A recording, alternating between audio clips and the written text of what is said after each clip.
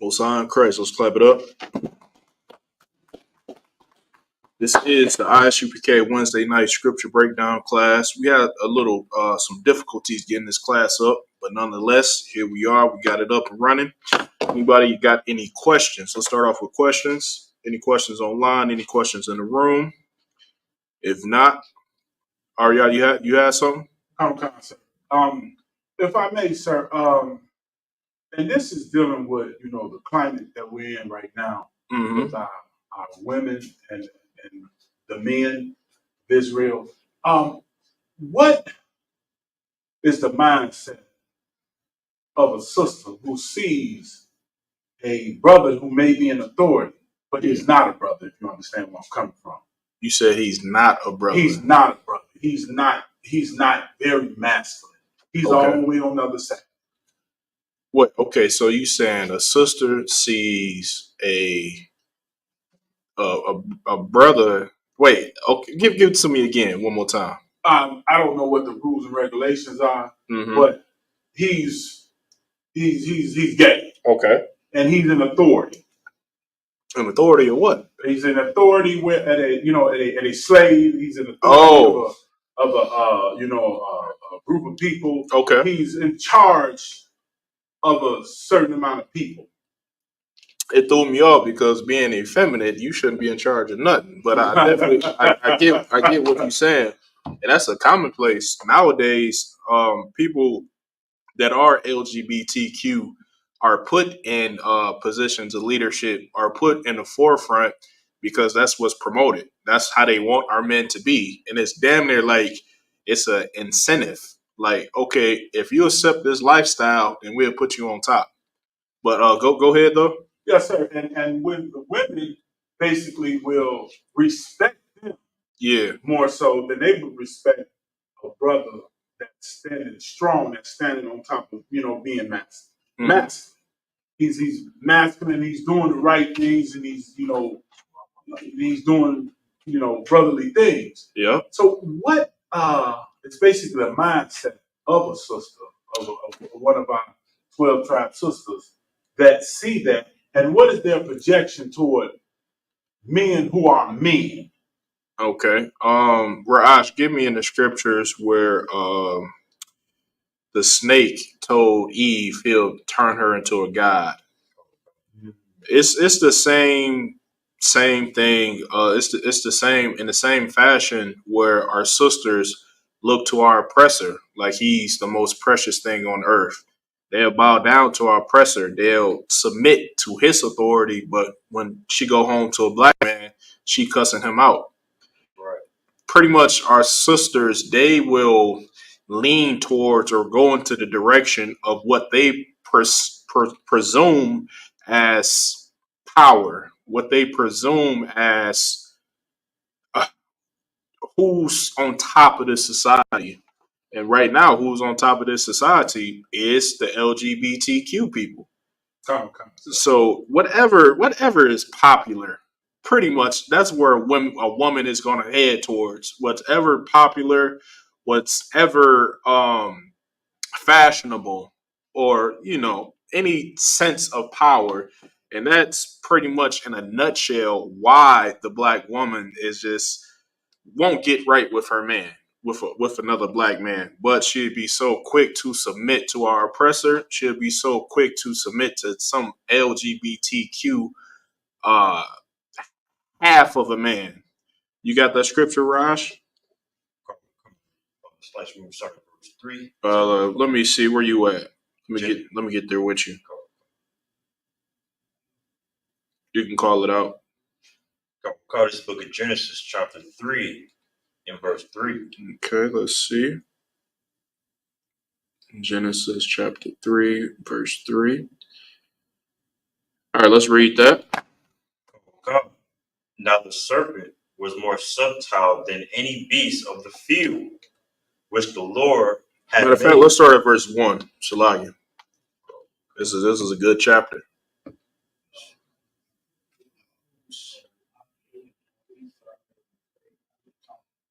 This is the book of Genesis, chapter 3, and verse 1. Mm-hmm. Now the serpent was more subtle than any beast of the field which the Lord had made. For all Christians out here, this is not literal. When it talks about the serpent, it's speaking about the characteristics of a certain nation, a certain race of people. And we know that this race of people is talking about our oppressor, the man that comes from the Caucasus Mountains. He has a serpent like mentality. He has a slick way of dealing with people. He's deceitful. He will backstab you. Just ask the North American Indians, ask the black man, ask the Hispanic, ask anybody on the face of this earth. They didn't had a damn knife stuck in their back when dealing with our oppressor. That's why he's labeled in the Bible as the serpent. It's not talking about a literal serpent. Why is that? Because we know snakes do not talk. Right. The Bible is not a fairy tale book. It's not fictional. It's just something that you haven't been taught in its proper context. Keep going. Go. And he said unto the woman, Yea, have God said, Ye shall not eat of every tree of the garden? So this serpent, this specific race of people is gaming up Eve. The same thing that goes on today. The same people game up our women and tell them how they should live because it'll give them power. Right. Keep going. Go. Verse 2. And the woman said unto the serpent, We may eat of the fruit of the trees of the garden. Verse 3. But of the fruit of the tree which is in the midst of the garden, God hath said, Ye shall not eat of it. So she knows right from wrong, just like our sisters today. Our sisters know that they should have our back no matter what. Why? Because we brothers and sisters. Right. Because it's the right thing to do. Keep going. Neither shall ye touch it, lest ye die. Verse 4. And the serpent said unto the woman, Ye shall not surely die. Verse 5. And the serpent said unto the woman, if you read this, if you choose this lifestyle that's presented before you, you will not die. Just like they tell us today, be LGBTQ. It's the new way of life. It's the new black. Being gay is the new black. Right. Keep going. Verse 5. For God doth know that in the day ye eat thereof, then your eyes shall be opened. So now the serpent is telling Eve that God knows if you eat thereof of this tree, if you ingest this knowledge, then your eyes will be opening. Pretty the same thing that they tell us today. You should, accept this way of lifestyle. It'll be better for you. So forth and so forth. Keep going. And ye shall be as gods. And you should be as what? And ye shall be as gods. And don't our women dominate? I think black women, they are the number one in college graduates, if I'm not mistaken. Right. Black women in this society are put on a pedestal, and it's done on purpose. God damn it! I had just saved a video. I think it was on TikTok where it was a white man. I think he was a former government official. He came out and said it. He said that black women are put on a pedestal. They're giving more advantages in this society so they could be over top of their man, which that destroys the entire family structure because it's unnatural and it's not how God designed it. Right. Anything that goes against the Lord's design, it's bound to be destroyed. Keep going. And ye shall be as gods. And ye should be as what? And ye shall be as gods. And that's what happens today. Our black women, Hispanic and Native American Indian women, they don't listen to their man. Right. They listen to Esau. They listen to the oppressor. They listen to what he tells them what's right. And what does our oppressor tell them what's right? You should be an independent woman. Right. You don't need no man. You don't need a man for nothing. Live your lifestyle. Be like Cardi B. Be like Sexy Red. Be like Glorilla. And you'll have what? You'll be like a god. And that's what our women are today in this society. All you got to do is get an Instagram page and post naked pics, and you'll be worshipped. Right. That's what the serpent promised Eve in the garden: power. All she had to do was obey him. Keep going. Come. Knowing good and evil. Mm-hmm. Verse 6. And when the woman saw that the tree was good for food, Mm-hmm. and that it was pleasant to the eyes, and she saw that this way of life was good for her, and it was pleasant to her eyes. Her receiving power, she'll go against her God for that. She'll go against Adam, her husband, for that power. So, Arya, it's the same thing today. Those half of men are in a position of power. Since they're in a position of power and we're not, they're going to look up to them. They're not going to look up to us. Right. It's a sad state that we in, and it's definitely should not be like that. But that is the condition that we in right now. Right. If that answers your question. Come, sir. Okay. Can I have one more? Mm-hmm. Oh yeah, absolutely. Go ahead. How should a brother in the truth, if he's in that, subjugated in that position, put in that position where this is happening, how should he go accordingly? As a brother from One West, how would a brother from One West react? Okay, meaning that your supervisor is half a man, or give me more. Give me an example or a situation or something. Yes, sir. The supervisor, the CEO, whatever, is half a man, and the respect is given to him. But when it comes to you, it's almost as if an air of disrespect. Right. Okay, I see what you're saying. I would handle it. Okay, is this woman, is she in a position of power over you, or are y'all on the same playing field? Within those walls, yes. Yes, sir. So y'all at the same position? Yes. Okay. Give me an example of something that you took as disrespect from her. Some of the things that they might do, where they might do to another person or another woman and stuff, they would say to do a certain job or to do it, to go and do something. The way, the tone, it might be asking a very, very mild mannered tone. Okay. But when it comes to myself, it's almost as if an air of disrespect. It's almost as an air as if they're trying to come to me as if I'm some damn excuse that I got a child or something. Yeah. But I see that the way you might ask someone to do something is different, as opposed to the way that you might ask me or come to. It's almost like you giving me a command when you asking for it in a kind gesture to someone else. Yeah. Okay, I got you. I got you exactly. Now, when it comes to this, I wish I can get a battle like that. I just love getting in battles like that. Now, if somebody comes to me and they're being passive aggressive every time, I would answer it. So, like, let's say she comes to me and tells me something and it's rude. I'll immediately ask, "Are you okay?" And I'll be calm about it. I'll ask, "Are you okay?" And then she'll say, "What do you mean?" "I'm just checking on you, making sure that you're okay." I'll be calm and very stern. You just have to answer it every time. Every time you get that hint of disrespect from her, be real calm, no sweat. She say something rude. I say, "Are you okay?" Then she say, "What do you mean?"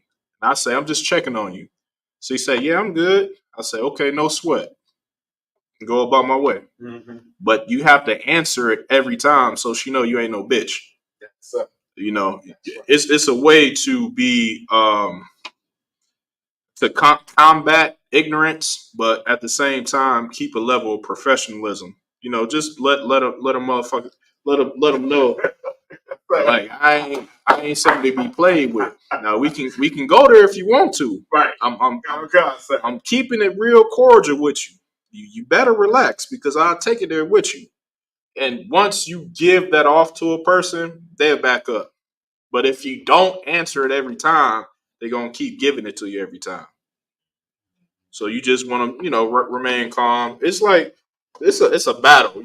You should look forward to it. You should look forward to the next time you see her come. Okay, here she go. Here she go.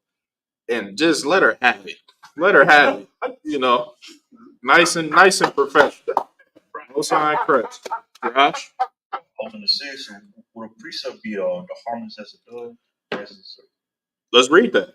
Come. This is the book of Matthew, chapter 10, and verse 16.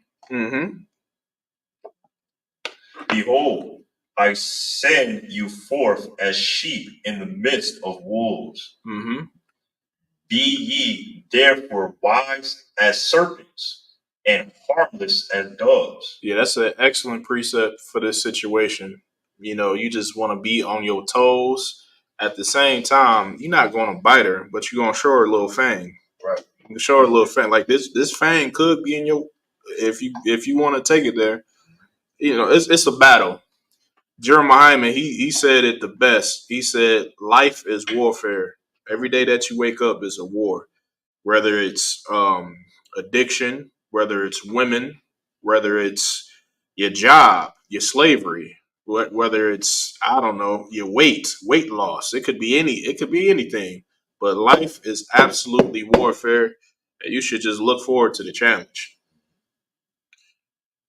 If that answer your question, Ariella, Yes, it is. Common counts. we'll sign Christ. Any other questions? All right, let's go ahead and jump into the topic. Let's get into Juneteenth. I believe we got an article, right? Come. I'm still amazed that this is actually a holiday, Juneteenth. I remember I heard about this briefly. But how long Juneteenth been in inception? Go ahead. 2021. 21 years. Okay, so a few years ago, I do remember. I'm like Juneteenth. What the hell is that? And now it's a holiday. Let's get into this article. Come. This is the S.T. Petersonburg Mm-hmm. Juneteenth, the complicated history and significance and celebration around the struggle for freedom. Around the what? Around the struggle for freedom. So Juneteenth is supposed to be a what? Is it are they saying a reminder about the struggle that Black people had now that they're free? Mm-hmm. Let's read on. Go. Juneteenth has become the most well-known celebration for the ending of slavery in the United States and viewed as America's second Independence Day. America's second Independence Day. Okay. A nigga, this is some nigga-ish right here. The devil, our oppressor, he just went and co-signed some nigga-ish and said, "Here y'all go." I'm jumping ahead. I got to though, but Juneteenth, it's just a day to lull you back to sleep. I mean, like it's something that a slave master give to a slave as if he appreciates them. Right.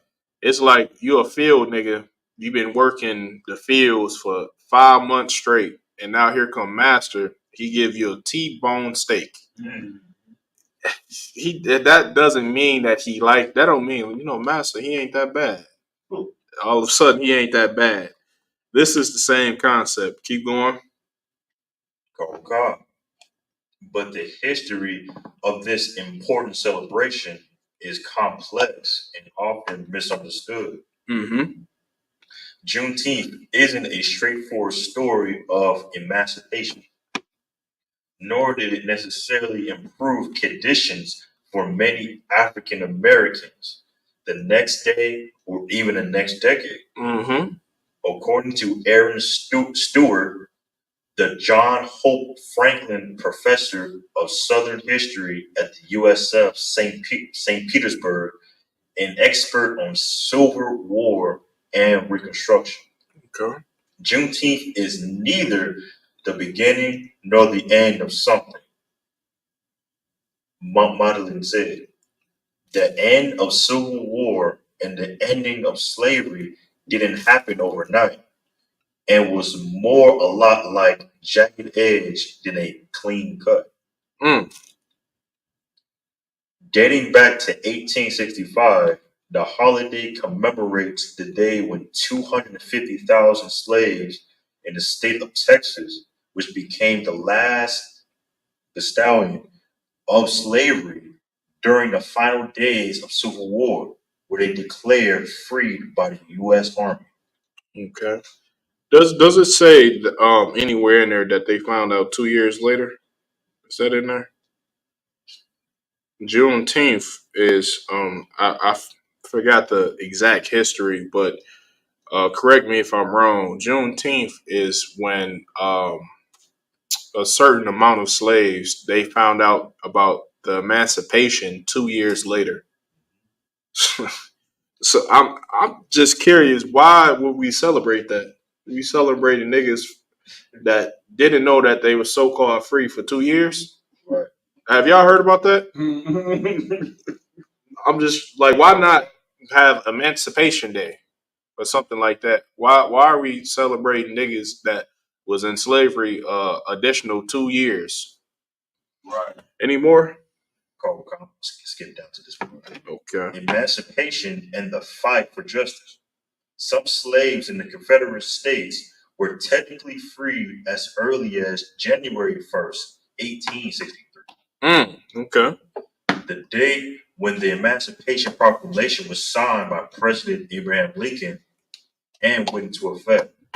The proclamation was only as good as the Union Army enforced it, and didn't pertain to slaves in the Union borders of Delaware, Kentucky, Maryland, and Missouri. Okay, so those specific states still had chattel slavery. Mm-hmm. Okay, keep going. Meaning slavery ended in a region when the army occupied the territory. Okay, Raash, if you could give me, or anybody, somebody give me in Deuteronomy, what is that, 28, where it tells you, give me 28 and what's that, 68? Yeah, let me get that real quick. Juneteenth is just a lullaby song for black people to think that they have some sort of equality now. It's something to make you forget the condition, the hell that your people are living in today, and to give you the perception of freedom. Any black, Hispanic, or Native American Indian should look around them in America and understand that they are in an occupied country by the KKK, the neo-Nazi skinheads, militia groups. This is a country that clearly hates your guts. This is a country that clearly puts you in a position where you cannot be equal.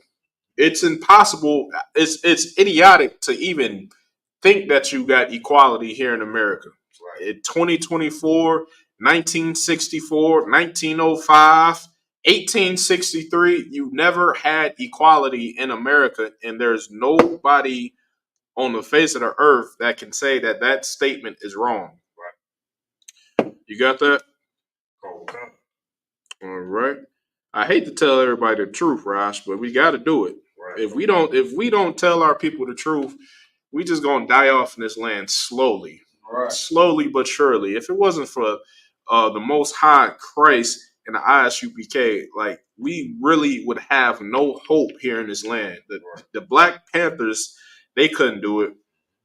The Muslims, they for sure couldn't do it. Egyptology, they don't even try to do it. Them niggas just get high and talk about pyramids. It's no black organization on this planet that's ever been erected that can free people out of the slavery in their mind to America. Right. The only hope we got is the ISUPK and that holy Bible, which is the blueprint to true emancipation. That's right. It's not first. Let's read that. Okay. It's the book of Deuteronomy, chapter 28 and verse 68. 28 and let's see. Yeah, give me 68. Okay. verse 68. And the Lord shall bring thee into Egypt again with ships. And the Lord said that I will bring you in. Matter of fact, give me Deuteronomy Salagia 28.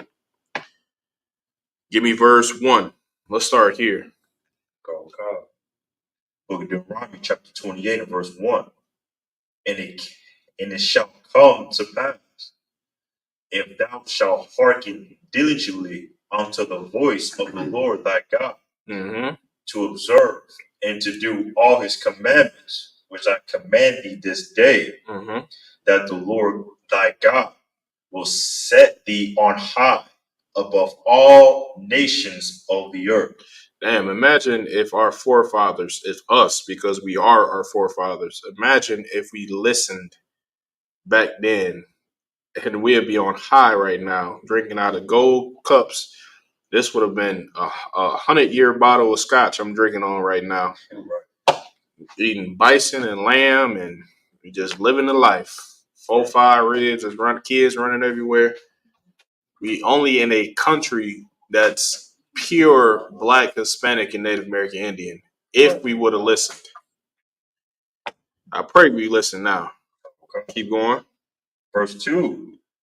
And all these blessings shall come upon thee and overtake thee. The blessings was going to overtake you. A blessing that overtake you. That's something I want. Salagia. Now give me verse 15. Verse 15. But it shall come to pass, if thou wilt not hearken unto the voice of the Lord thy God. But if you don't listen to the Lord, guess what? You're going to end up celebrating Juneteenth, and you think that that's your path to freedom. You think you free now. You got your black, red, and green flag hanging out your window, smoking weed. We are in a terrible condition. We celebrating Juneteenth. We're not celebrating that we own land. We're not celebrating we own diamonds and oil and minerals and gold. We're not celebrating the high holy days. We're not celebrating the fact that we got a nigga God. We celebrating that we got so-called freed from chains. Right. That's our celebration. That's a sad state to be in as a people.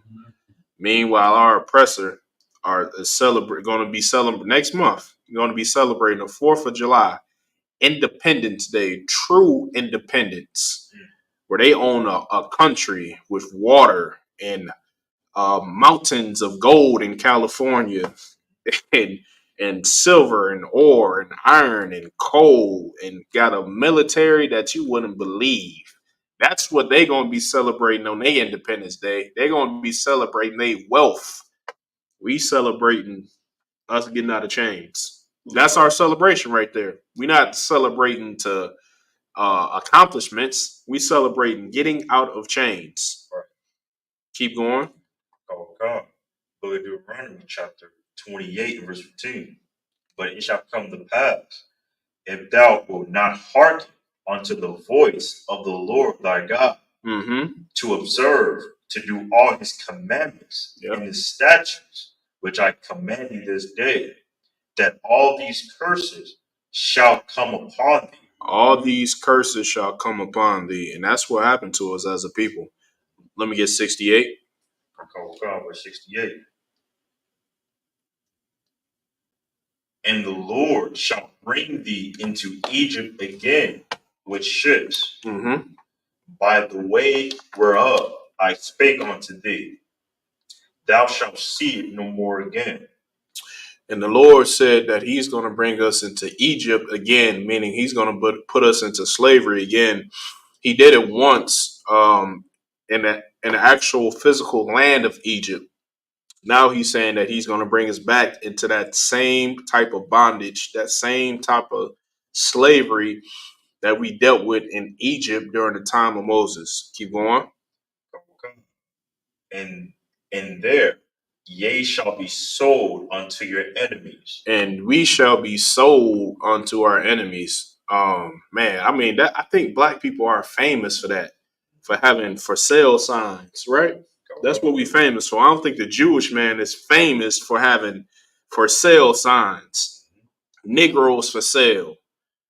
I don't think he's famous for that. But the so-called African American, even the so-called, I seen Mexican signs like that.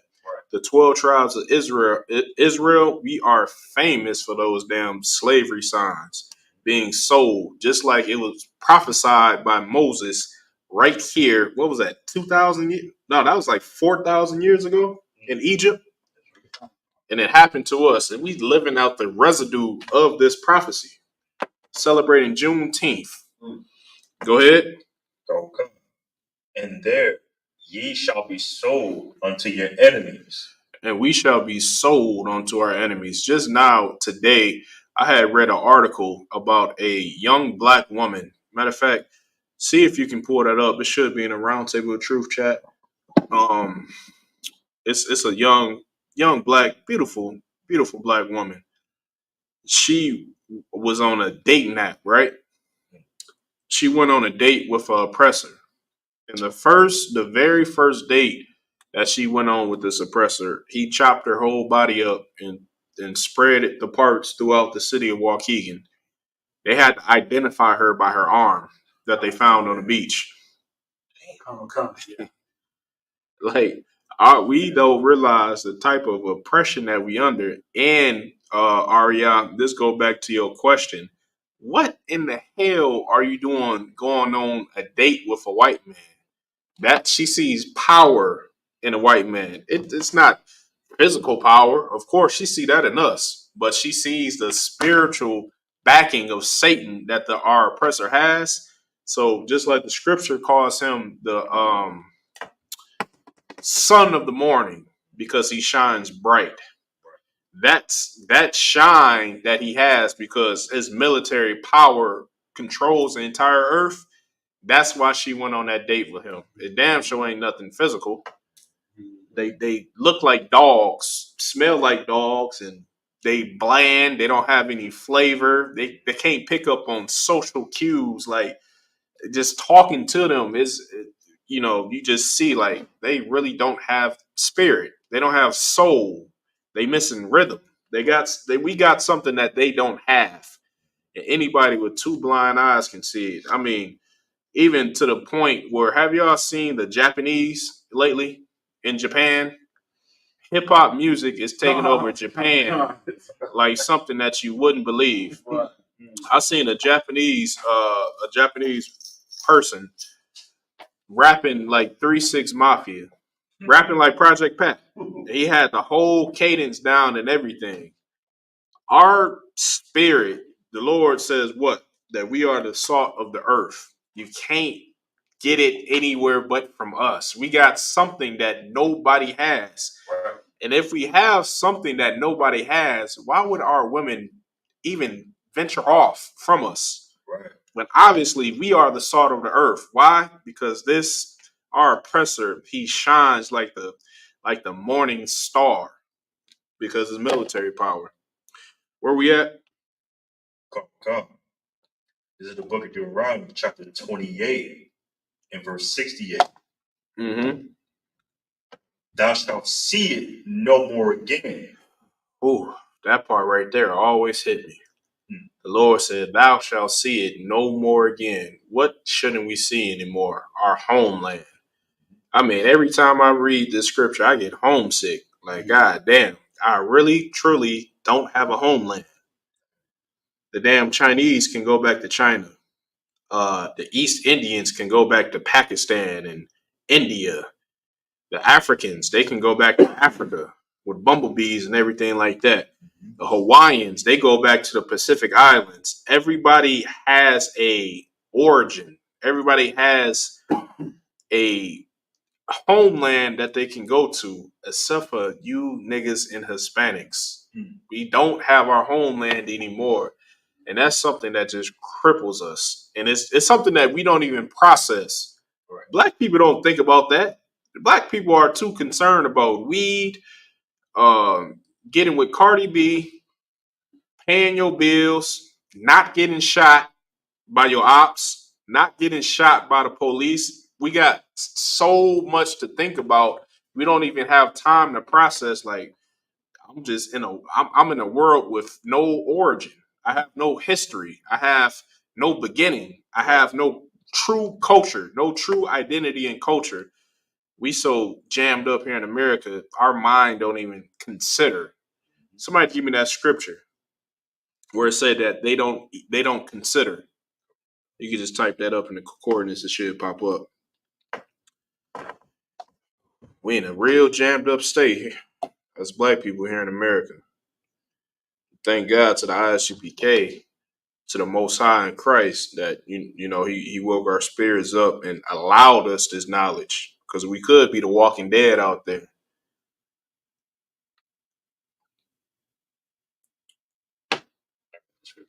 All right, let's read that. Book of Isaiah, chapter 1, verse 3. The ox knoweth his owner, Mm-hmm. and the ass his master's crib. The ox knoweth his owner, and the ass, the donkey, two of the most simplest animals. Those animals love simplicity. They know they got a master. They know where their home is. Let's read it from the top. Okay. The ox knoweth his owner, Mm-hmm. and the ass his master's crib. Yep. But Israel doth not know. We don't know. Animals know they master, their God. But Israel, we don't know our God. We don't know our homeland. We don't know where we're from. Keep going. Okay. My people doth not consider. We don't even consider it. We don't have time to process anything bigger than our bills. We don't have time to process anything bigger than surviving. That's a hell of a condition that we in. We out here talking about Juneteenth, Raj. About like we free. Nigga, you don't even understand. You can't even process what true freedom is. Right. Let alone niggas don't even make it off the block, out the city. Ain't never been out the city. Probably never been out the state. I mean, the earth is massive. You got countries and islands and land and all kinds of things. And we just got how big is Chicago? How many miles y'all think in circumference? I mean, what? I mean, we got a couple miles of a city, and that's what we stuck with. Meanwhile, Esau controls the planet. We talking about we don't come to my block or check in. We own a couple streets. Meanwhile, the devil owns the goddamn planet. He vacations in Fiji in private islands where you can't even travel to. Our people, we don't even consider. We can't process that. Read it one more time, Raj. Okay. Look at Isaiah chapter 1, verse 3. And you know what's amazing? We are labeled as crazy because we do consider. Right. We do consider the cost. We do consider what our people are missing out on. We consider what we should have for our children to give as an inheritance. People say we crazy for that. No, I think you're a coward. Go ahead. Okay. Book of Isaiah chapter 1 and verse 3. Mm-hmm. The ox knoweth his owner, and the ass his master's crib. But Israel doth not know. But Israel, we do not know. Keep going. My people doth not consider. We don't even consider it. Anymore? Okay. Verse 4.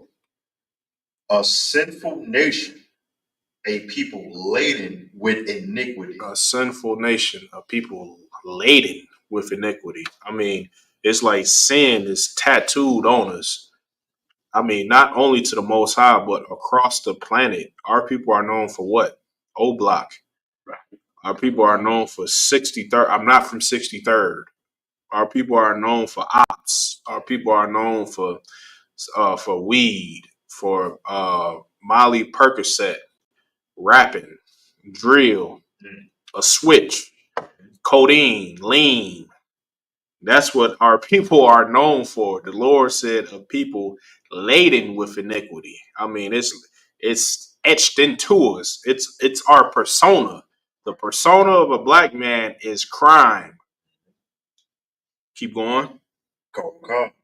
A seed of evildoers. A what? A seed of evildoers. It's like we're born into it. It's like we're born into it straight out the womb. Our uncle shows the game. Ain't that how it go? Our uncles put us on. Our big cousin, he put us on to the game. Show you how to drug deal. Show you how to shoot, how to kill, how to steal, how to rob, how to protect the block, how to provide for the family with crime. Keep going. Come. Children that are corrupters. Mm-hmm. They have forsaken the Lord. Children that are corrupters and have forsaken the Most High. Our people, we do not need Juneteenth at all. What we do need is the closing of the feast of first fruits that we just had. Right. What we do need is the Passover, the memorial of the blowing of the trumpets. Right. That's what we need. We need the Most High more than you can even imagine. Right. If you're watching this class right now and you know just getting in tune with the ISUPK, brother, I can't stress enough the importance, especially nowadays. Raj, do you got anything for the draft? Let me get a video or article about the draft. Congress just passed a bill to automatically enlist, what is it, the age of 18 to 26 for a draft, a military draft, meaning this. You have no choice but to strap up your boots, get you a M4, go into the Army or the Marines, and go overseas and fight Russia. You don't have a choice. Either you go and kill somebody or you go to jail. Coronavirus? When's he starts? When what starts? The draft.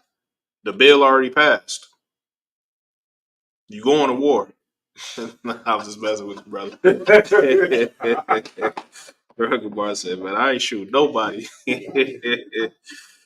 it's like we gotta what they say, wake up and smell the coffee. We've been pushing out. We can only do so much, Rosh. We've been pushing out the news about World War III. I think I've been in school since 2017. That's the only thing I talk about. World War III is on the horizon. We've been talking about this forever, and now it's finally here. We gonna keep telling you, but it's gonna come a day where we ain't gonna tell you no more. Why? Because it's gonna be at your front door. We gonna be somewhere safe because we prepared for it. We serve the Most High, and the Most High is gonna protect us. You know, you can see if it works out for yourself. Okay, Most High in Christ. Let's get this video about the United States military draft. And this comes off of what? Right after Russia sent warships to the Caribbean islands. Russia never does that. They never enter the United States bubble, their territory, their what they call their waters. Russia sent a task force of military vessels down to Cuba in America's backyard in response because America is saying that they're going to allow the Ukraine to use American weapons to fire in Russian territory. So in response to that, Russia sent military military boats, military ships into America's backyard.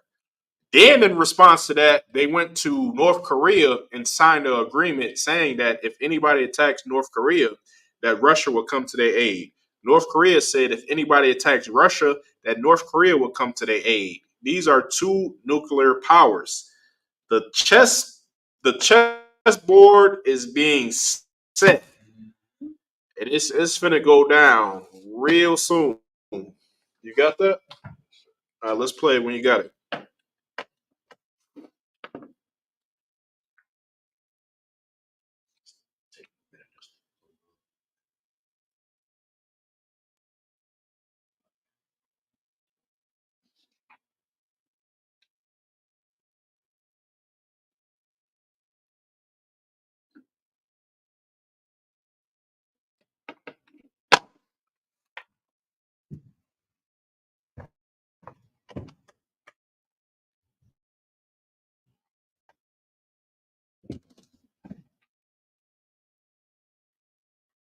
buffering a little bit.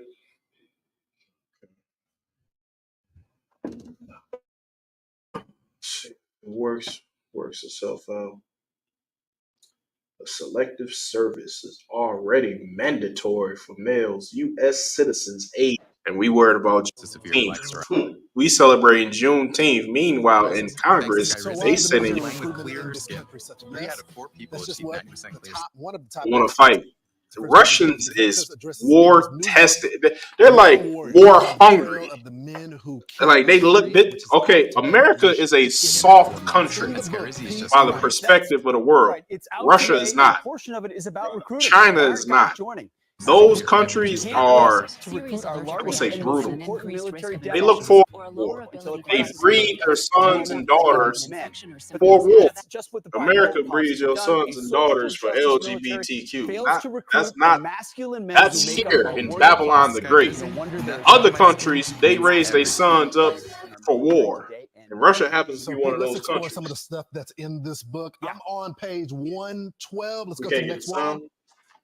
All right, so these are recruitment numbers right here. We had a segment a few months, 3 weeks ago. Let's whatever you got. Going up, but there's deeper numbers. So these are 2023 numbers. They're all down. Army, and if you're down 15,000 troops, that's a division. That's a division that you have in staff with young privates. So Navy's down, Air Force down, Marine Corps because it's a little bit. They're automatically proud the Marines. In 2024, 26. because that's The House of Representatives passed a measure on Friday automatically registering men aged 18 to 26 for selective service. It was a part of the annual national authorization. This is what you hear from the Pentagon This all the sets time. how the U.S. government is prepared for national security over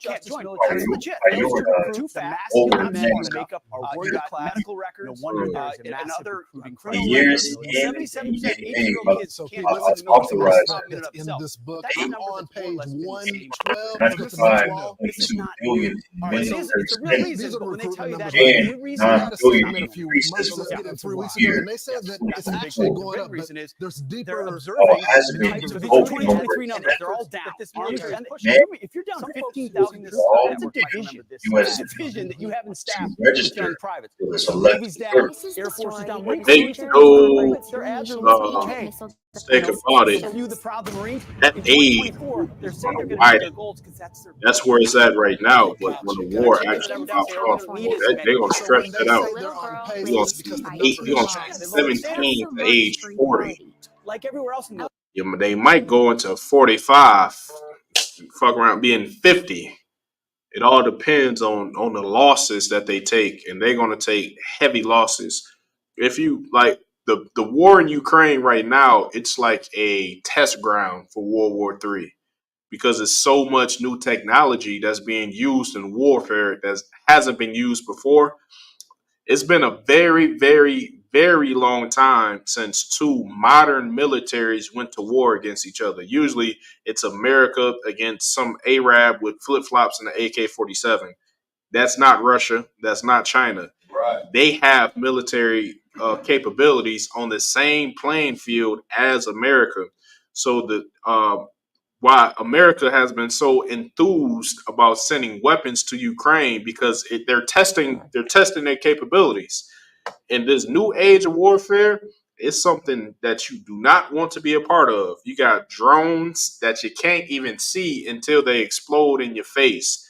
You got missiles flying everywhere, artillery and jets and planes and all kinds of new rifles and grenades. Warfare, this type of warfare is something that you don't want to experience, especially for a man that's been born in America, a man that's half of a man that's been effeminized and softened. He's not a warrior, for one. And then you're going to go and send him to war, somebody that you bred to love the LGBTQ. A lot of our sons are going to go over there to Russia and the Middle East, and they're going to lose their mind. They're going to lose their mind, and their mind is never going to come back. That's they call it shell shock, what they used to call in Vietnam. A lot of brothers, and this is brothers that was born in 1950 And that was brothers was coming up rough. They had to deal with the Ku Klux Klan and everything like that. But those brothers went to Vietnam, and a lot of them came back what they call shell shocked because of what they seen in warfare. Something like that, it scars your mind. You going into tunnels underground with a pistol and a light, and you got booby traps. You got your best friend, y'all walking in the forest, and then y'all talking, and then 2 seconds later, a damn tree with bamboo spikes come and kills your best friend in front of you. That's something that scars your mind and changes you mentally. So our sons, even our daughters, because now they like to say gender equality. You going to war too? You going to war too? You going? We got some more on that. Let's read. Also known as military draft when they turn 18. The Bible is so good right now. Like it's so good to read. Especially go home and just read the book of Revelations. The book of Revelations tells you that a lot of people gonna wish for death, but it's not gonna come. You gonna life is gonna be so horrible that you're gonna want to die. Right. You're gonna be on a battlefield wanting to die, and it ain't gonna come. Karam Gabar. What about are they gonna start getting people out of prisons to go to war? Oh, that's gonna happen. I'll tell you why. Russia is already doing it. Russia, they have a private military sector that do all their dirty work. It's called the Wagner Group, and they recruit people out of prison for their private military. America is going to do the same thing. It's just a matter of time. Once the war actually starts, it's 2.53 million black men in jail. You think they just going to let them sit in them niggas is gladiators in there. They not going to just let them sit in there. They're going to sign them up for war also and ship them overseas. Brother, it's gonna be something out of the book of Revelations. It's best to read it now just so you can foresee the future. You already know, brothers in the ISUPK, we got a gift that everybody on the planet don't receive. We know the future. We know what's going to happen before it's going to happen. That's a gift that we should not take lightly. It's something that we should embrace, and it's something that you should indulge in, and something you should be proud of. The Lord gave, the prophecies to the brothers in the ISUPK. He gave you something so precious, it's better than gold. Okay. With that, I'm gonna pass the class over to Priest and Officer Carver Carr.